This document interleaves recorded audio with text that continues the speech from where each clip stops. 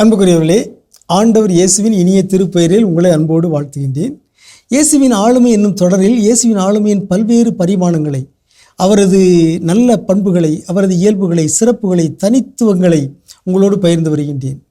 நேற்று பாம்பை பாராட்டி இயேசு என்னும் தலைப்பில் இயேசு பாம்பை முன்மதி உடைய விலங்கு என்று பாராட்டின என்பதை உங்களோடு பகிர்ந்து கொண்டேன். இன்று இன்னும் ஒருபடி சற்று மேலே சென்று இயேசு பாம்பை இன்னும் உயர்த்தி பேசுகிறார்.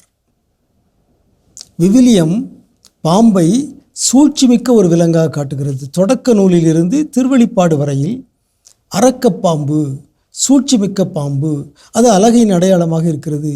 இறைவாக்கினர்கள் பாம்பை எதிர்மறையாக பேசினார்கள். பாம்பை பாராட்டி பேசிய ஒரே ஆளுமே இயேசு மட்டும்தான். மத்தேயு 10:16 இயேசு கூறுகிறார், பாம்புகளைப் போல் நீங்கள் முன்மதி உடையவர்களாக இருங்கள் என்று பாம்பை சீடர்களுக்கு ஒரு எடுத்துக்காட்டாக தருகிறார்.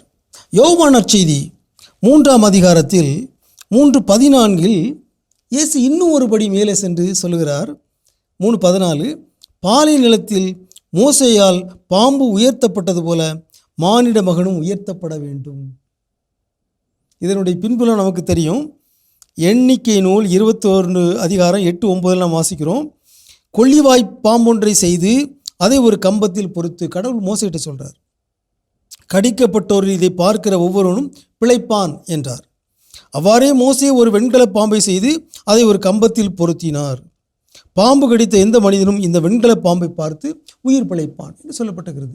இயேசு இந்த நிகழ்வை மேற்கோள் காட்டி இதனை தனக்கு ஒரு முன்னடையாளமாக காட்டுகிறார்.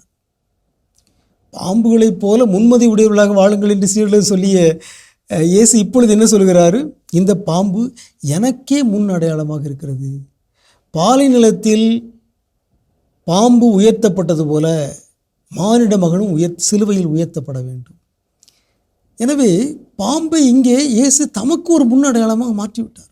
அந்த பாம்பை பார்த்த அனைவரும் உயிர் பிழைத்தார்கள், என்னை உற்று நோக்குகிற அனைவரும் மீட்படைவார்கள் என்று தனக்கே மெசியாவுக்கே முன்னடையாளமாக பாம்பை இயேசு உயர்த்தி விட்டார்.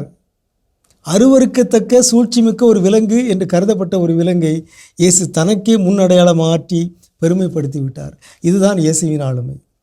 எல்லோரும் அருவருக்கின்ற ஒரு மனிதரை, ஒரு பொருளை, ஒரு விலங்கை இயேசு மாற்று பார்வையில் பார்க்கிறார், பரிவின் பார்வையில் பார்க்கிறார். அவரது பார்வையில் பாம்பு கூட மதிப்புக்குரியதாக இருக்கிறது.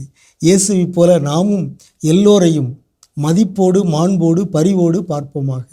உங்களுக்கு அமைதி உரித்தாகுக.